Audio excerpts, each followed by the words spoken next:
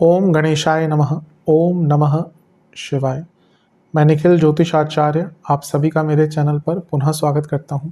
आशा करता हूं कि आप सभी स्वस्थ होंगे। महादेव की कृपा आप सभी पर सदैव बनी रहे।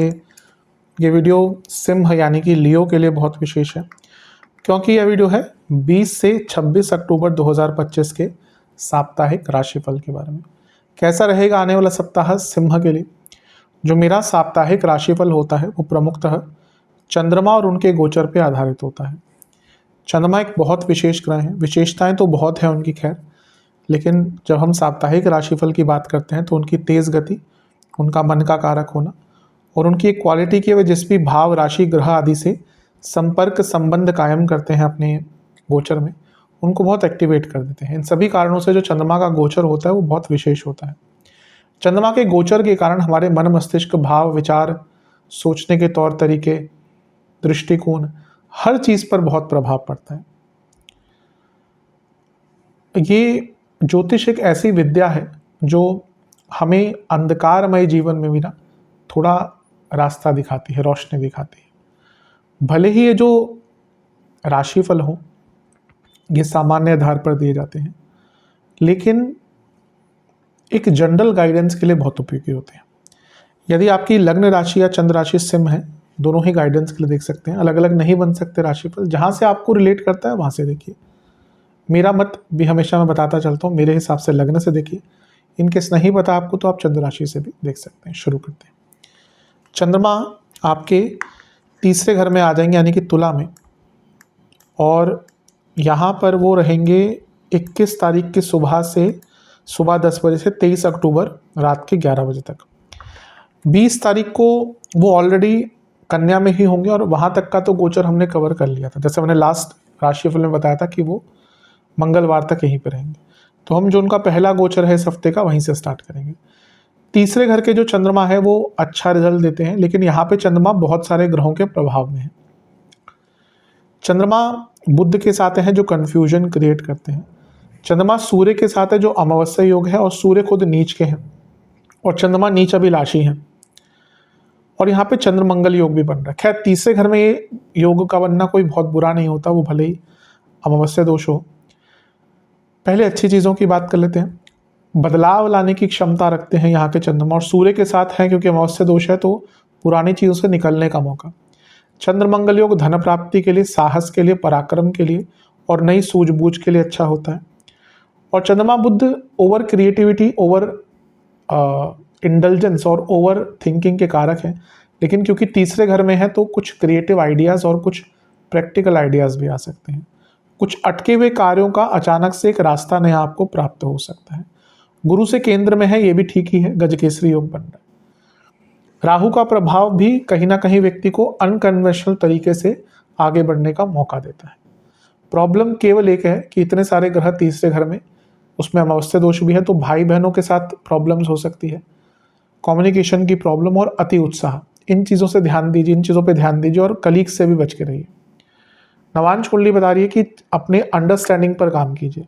आप यहाँ पे क्या होगा ना कि चीज़ों को बिना समझे ही काम कर देंगे और फिर प्रॉब्लम होगी।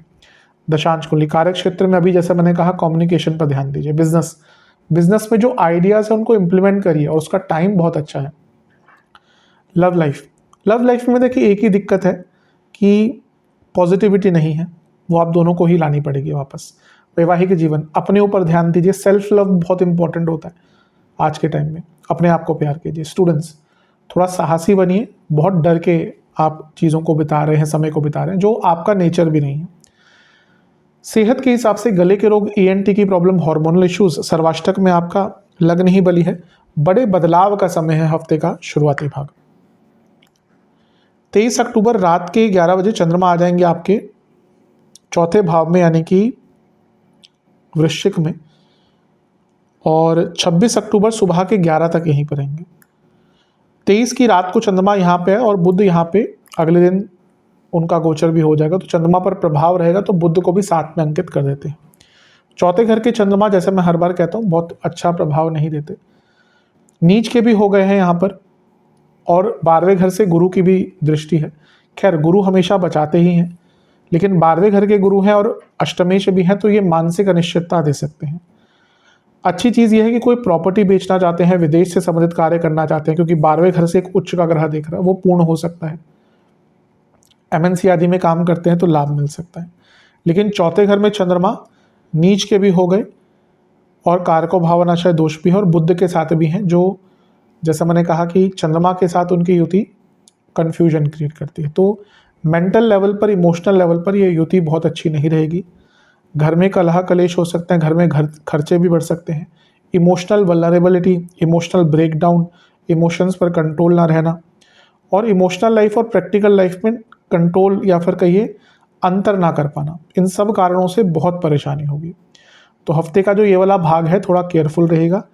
गुरु क्योंकि उच्च के हैं तो बचाएंगे अपने ईश्वर की आराधना, इष्ट की आराधना, गुरु की आराधना अवश्य कीजिएगा, क्योंकि गुरु अष्टमेश भी हैं तो व्यक्ति को बहुत इम्पल्सिव भी कर सकते हैं। तो इन सभी चीज़ों पर आपको बहुत ध्यान देना है, इमोशनल होकर निर्णय नहीं लेने। नवांश कुंडली बता रही है कि उन्हीं लोगों के साथ टाइम बिताइए जो आपको समझते हैं, आपको हेल्प करते हैं। दशांश कुंडली कार्य क्षेत्र में पैसा आ सकता है लेकिन थोड़ा अप्स एंड डाउन्स रहेंगे। जहाँ तक बिजनेस की बात है पैसा बढ़ेगा, प्रॉस्पेरिटी आएगी। लव लाइफ में एक दूसरे के नेचर को नहीं समझ पाएंगे और दिक्कत होगी। वैवाहिक जीवन में आराम से बोलिएगा, कम बोलिएगा, एक दूसरे के घर वालों के बारे में छिटाकशी मत कीजिएगा। स्टूडेंट्स, आपको अपने स्टडीज़ में इन्वॉल्व होना पड़ेगा, जिसकी अभी कमी दिख रही है। सेहत की जहाँ तक बात है, आपको अगर कार्डियक प्रॉब्लम है ध्यान दें, कफ के रोग तंग कर सकते हैं और सांसों के रोग तंग कर सकते हैं। सर्वाष्टक में आपका लग्न ही बली है, प्रॉपर्टी संबंधित कुछ कार्य अटक रहे थे वो थोड़ा आगे बढ़ सकते हैं, लेकिन इमोशनल बहुत रहेंगे। 26 अक्टूबर सुबह के 11 बजे चंद्रमा राशि बदलकर पंचम भाव में आ जाएंगे, यानी कि धनु में, और सप्ताह के अंत तक यहीं पर रहेंगे। सप्ताह का जो अंतिम भाग है वहाँ पे चंद्रमा की स्थिति थोड़ी ठीक हुई है। पंचम के चंद्रमा लक्ष्मी कारक बन जाते हैं, पंचम के चंद्रमा क्रिएटिविटी देते हैं और यहाँ से चंद्रमा लाभ स्थान को देखकर एक्टिवेट करते हैं, तो कोई रुका हुआ लाभ भी प्राप्त होगा। लेकिन शनि की दृष्टि विषयोग बनाएगी और केतु का प्रभाव भी अच्छा नहीं होता, और चंद्रमा धनु में है यानी कि एंग्जाइटी बहुत रहेगी। तो हफ्ते का ये जो भाग है अंतिम, यहाँ पे गुस्सा, पुरानी बातें याद आना और कहीं ना कहीं नेगेटिव सोच ज़्यादा रखना, इन सब कारणों से प्रॉब्लम बहुत बढ़ सकती है। क्रिएटिविटी अलग चीज़ है, लेकिन जब वो नेगेटिव साइड पे जाती है, ओवर थिंकिंग की साइड पर जाती है, तो व्यक्ति को परेशान करती है। केतु का प्रभाव पंचम पर, यानी कि आपके मन में एक सोच आएगी और आप उससे निकल नहीं पाएंगे, और शनि का प्रभाव यानी कि नेगेटिव सोच, पुरानी बातों को ही याद करना और छोटी छोटी बातों से बहुत चिंतित हो जाना, ये सारी चीज़ें बहुत तंग करेगी। और रही सही कसर, क्योंकि गुरु से छठे में चंद्रमा है, शकट योग बन रहा है, तो आपके कार्य अटकेंगे भी और उसके कारण भी दिक्कत आएगी। तो अगर देखा जाए थोड़ा सा प्रॉब्लमेटिक समय है हफ्ते का अंतिम भाग। पुरानी सोच पे मत जाइएगा, ओवर थिंकिंग मत कीजिएगा और किसी को अपने आप को बहुत इन्फ्लुएंस मत करने दीजिएगा। नवांश कुंडली कह रही है कि आगे बढ़ने के आइडियाज़ तो आएंगे लेकिन प्रैक्टिकलिटी कम रहेगी। दशांश कुंडली कार्य क्षेत्र में अगर कुछ समझ नहीं आता तो लोगों की हेल्प मांगिएगा। जहाँ तक बिजनेस की बात है, क्रिएटिविटी काम आएगी, कुछ क्रिएटिव आइडियाज़ आ सकते हैं। लव लाइफ, एक्सेप्टेंस बहुत इंपॉर्टेंट होती है, एक दूसरे को एक्सेप्ट करना एज दे आर, विद खामियाँ, जो उनकी नेगेटिव चीज़ें उनको भी एक्सेप्ट करना पड़ती है।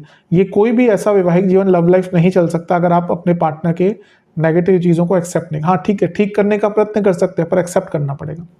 वैवाहिक जीवन, अपने लाइफ पार्टनर के प्रॉब्लम्स को समझने की कोशिश कीजिए। स्टूडेंट्स की जहाँ तक बात है, हफ्ते का अंतिम भाग बहुत अच्छा है, भाग्य का साथ मिलेगा। सेहत की जहाँ तक बात है, पेट के रोग तंग करेंगे, गले के रोग तंग करेंगे, इन्फ्लामेशन की प्रॉब्लम रहेगी। सर्वाष्टक में 10वां घर बली है, जो लोग जॉब चेंज करने का प्रयत्न करते हैं उनके लिए हफ्ते का अंतिम भाग कुछ अच्छी खबर लेके आ सकता है। उपाय की जहाँ तक हम बात करें तो आपको सूर्य चालीसा का एक बार पाठ करना है और शिव चालीसा का एक बार पाठ करना है। आशा करता हूँ वीडियो काम आएगी। चैनल पर नए हैं सब्सक्राइब कीजिए, वीडियो को लाइक कीजिए। मिलता हूँ आप सभी से मैं अगली वीडियो में, तब तक के लिए ओम नमः शिवाय।